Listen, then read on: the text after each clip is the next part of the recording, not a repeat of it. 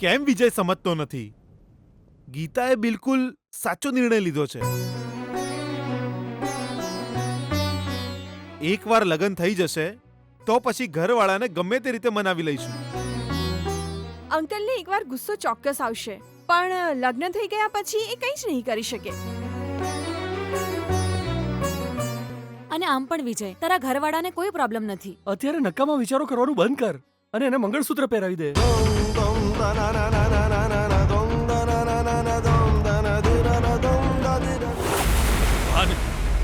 હે પ્રભુ,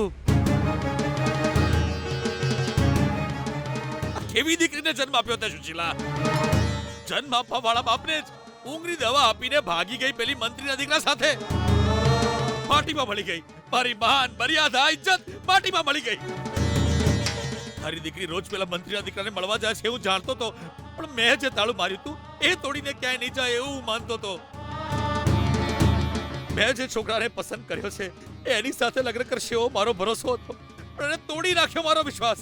મારી સાથે વિશ્વાસઘાત કર્યો છે એને સુશીલા.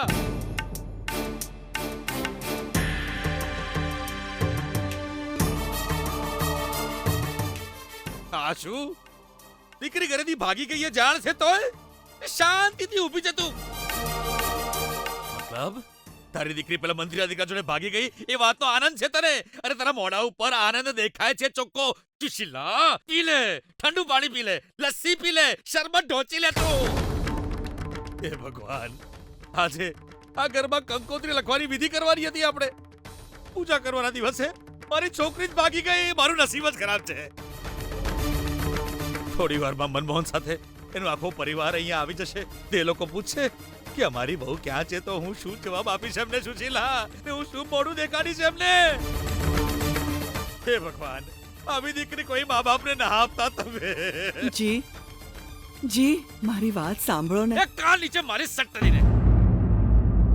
તારી ને એની વાતો સાંભળી સાંભળીને જ આજે મારે ઉલ્લુ બનવાનો વારો આવ્યો છે. અરે કોઈ પુત્રના સગા બાપ જોડે આવું કરે? તને તો બધી વાતની ખબર હતી ને, તો એકદમ ભોળી બનીને મને કોઈ નથી ખબર એવું નાટક કરતી હતી ને તું. તારી દીકરી ધોળા દિવસે ભાગી ગઈ છે એનું સહેજ પણ દુઃખ તારા મોઢા પર નથી દેખાતું. હે ભગવાન, હે મુરલી મનોહર, એક દીકરીને જન્મ આપ્યો એની આટલી મોટી સજા કેમ આપી તમે આ બીપી વૈષ્ણવને? હે પ્રભુ.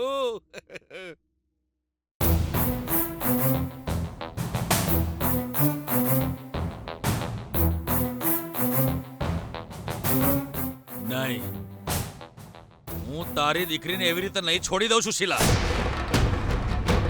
મને મૂર્ખ બનાવીને એ પેલા મંત્રીના દીકરા સાથે ભાગીને લગ્ન કરવા માંગે છે ને.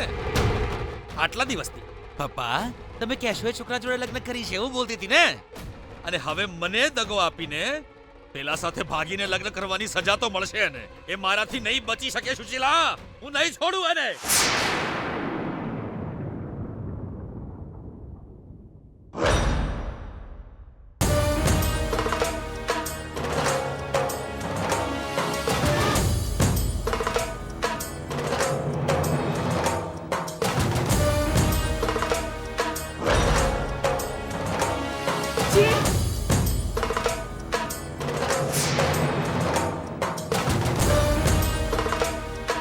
અરે આ તમે શું કરી રહ્યા છો?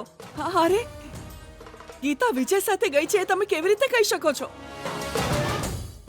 નકામા વિચારો કરીને આવું વાહિયાત વર્તન ન કરો. એ મંદિર ગઈ છે, હમણાં આવી જશે.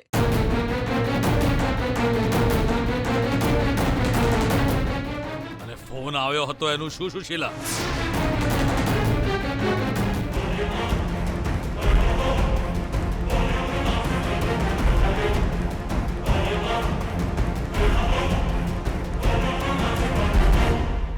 વિજય, 1 મિનિટ બાઇક ઊભી રાખ. ગીતા,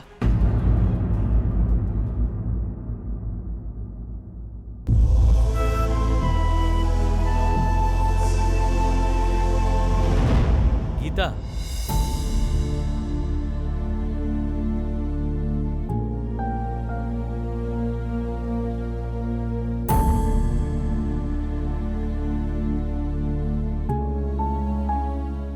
શું થયું ગીતા? શું વાત છે?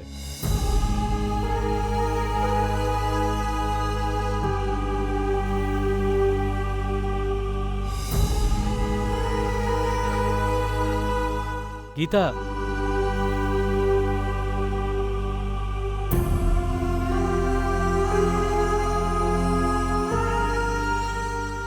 ગીતા શું થયું? રડીશ નહીં ગીતા. વિજય, આપણે જે કર્યું એ બરાબર કર્યું છે ને? બિલકુલ બરાબર કર્યું છે તે. ભગવાનની સાક્ષી આપણે એ નિર્ણય લીધો છે. મેં બધું તારી મરજી પ્રમાણે જ કર્યું છે ગીતા. તારે ચિંતા કરવાની કોઈ જરૂર નથી. આપણે સાચા રસ્તા પર જ છીએ.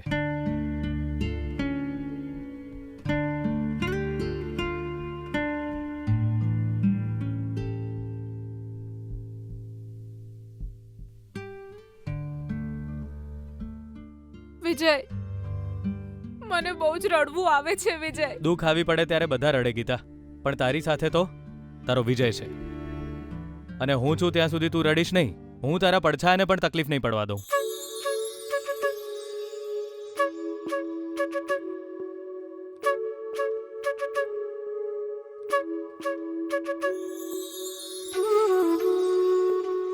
વિજય, તું હંમેશા મારી સાથે રહીશ ને? હંમેશા સાથે રહેવા માટે જ આપણે આ નિર્ણય લીધો છે.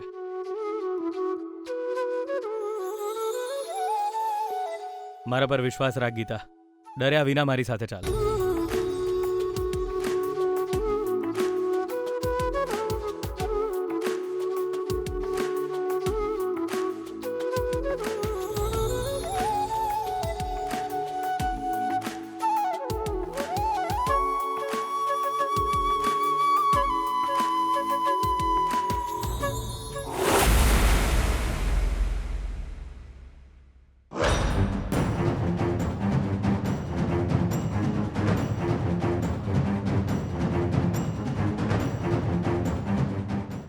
આ શું થઈ ગયું ભગવાન? તારા ભક્તની આવી દશા કેમ કરી તે હે? મારી દીકરી અને પેલો મંત્રીનો દીકરો બંને દેખાતા નથી. ફોન કર્યો તો ફોન પણ નથી ઉપાડતા. મને તો લાગી રહ્યું છે કે એ બંને આ શહેરમાંથી જ ભાગી ગયા છે.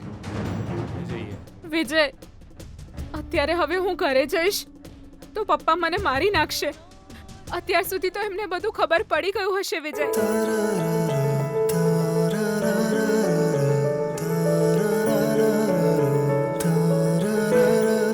તું ડરીશ નહીં ગીતા. હું તારી સાથે છું. જ્યાં સુધી હું છું ને ત્યાં સુધી તને કંઈ જ નહીં થાય. કોઈ જાનથી મારી નાખે એવું આપણે કામ કર્યું જ નથી ને. ચલ ચલ જઈએ. વિજય, એકવાર ફરીથી વિચારી લે. ના દિવ્યા, હું બધું વિચારીને જ કરી રહ્યો છું.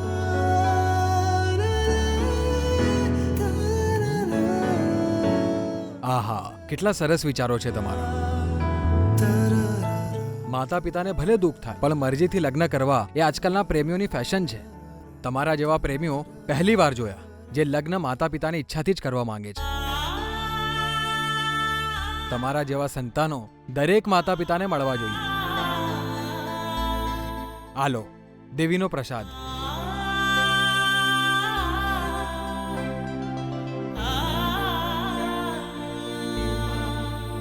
પહેરી લે બેટા.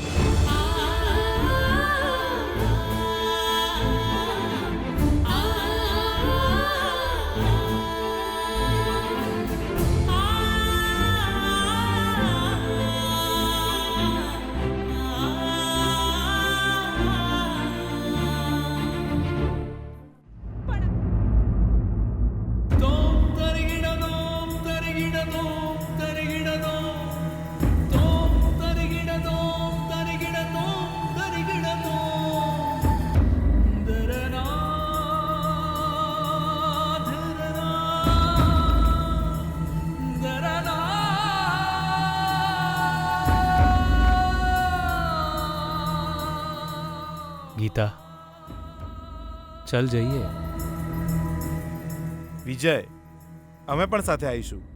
ના યાર, આ સમસ્યા મારી અને ગીતાની છે.